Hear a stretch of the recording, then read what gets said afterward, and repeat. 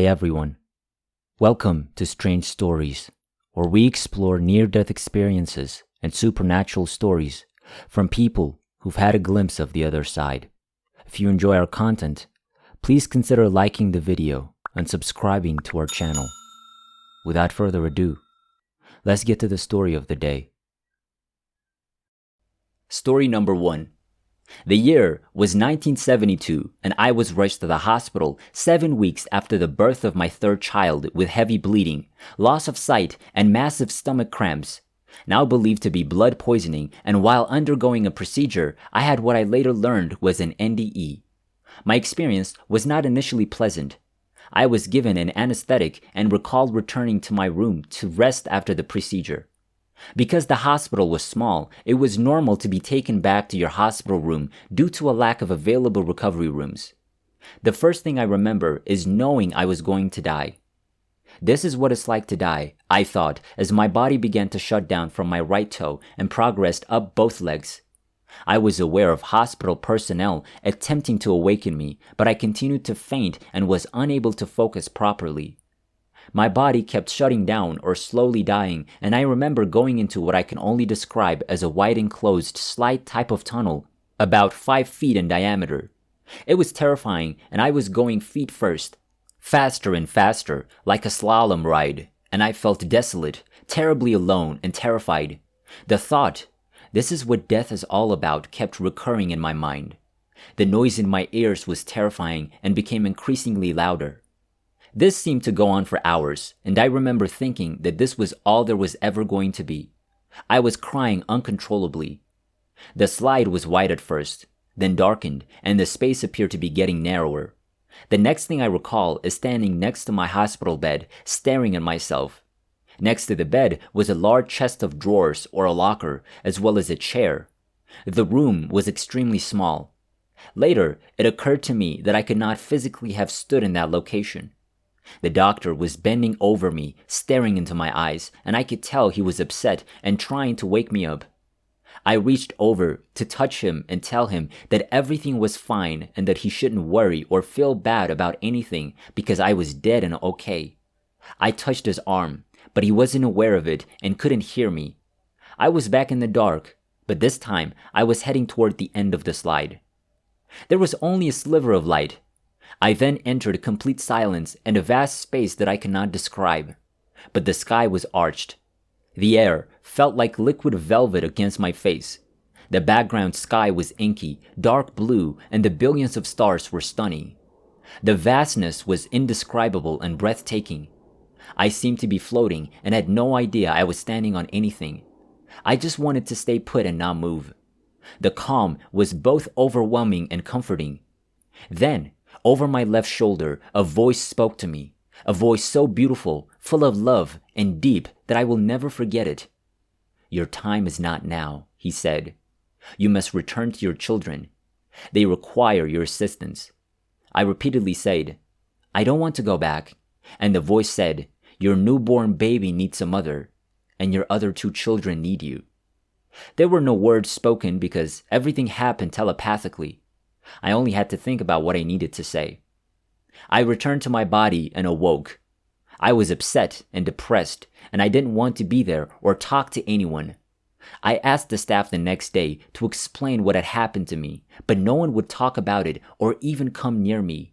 My specialist doctor called 3 days in a row to check on me, which was unheard of in those days. Doctors never called to check on their patients. I attempted to access my medical records to see if anything had been recorded.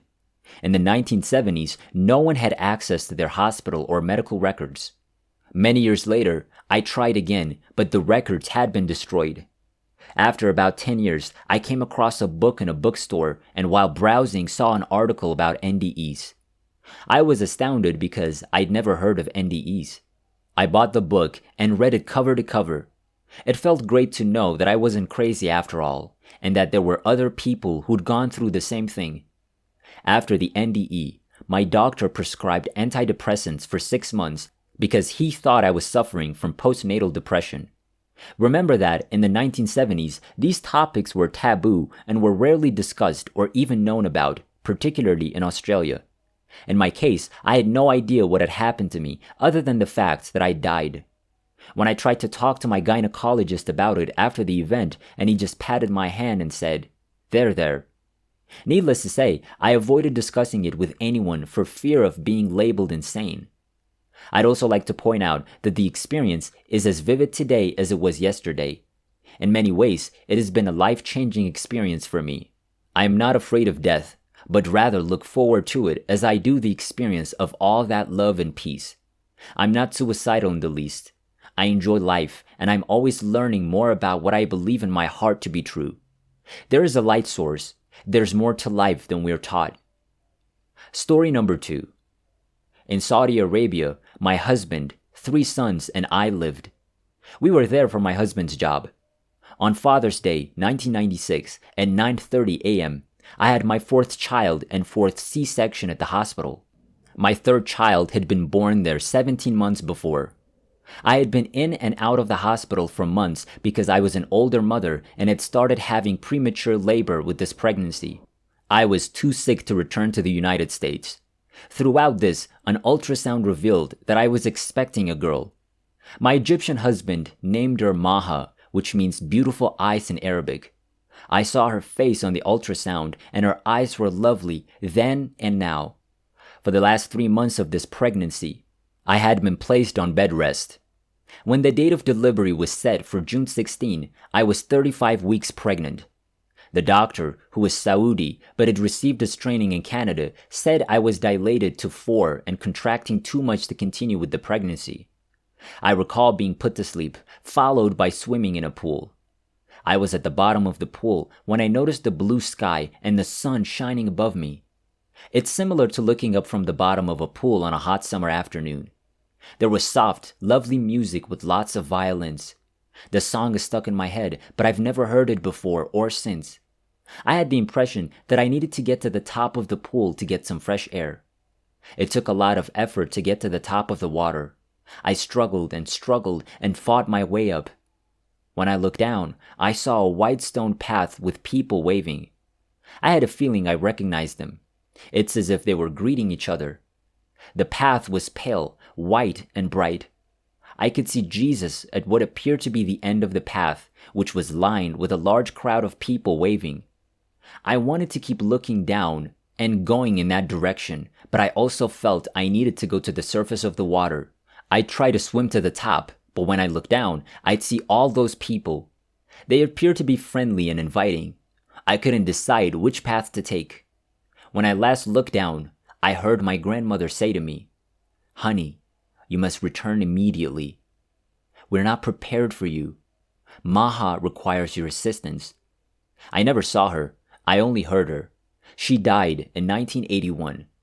I felt a push, broke through the water surface, and took a big gulp of air, just like you would after you've been underwater too long. It was like watching something on television. I was looking at an old photo of myself in a swimsuit. I could see myself breaking through the surface of the water. I could see the water splash out of the pool and around my face rather than feel it. I could hear monitors going off and a lot of people talking and yelling when I broke through the surface.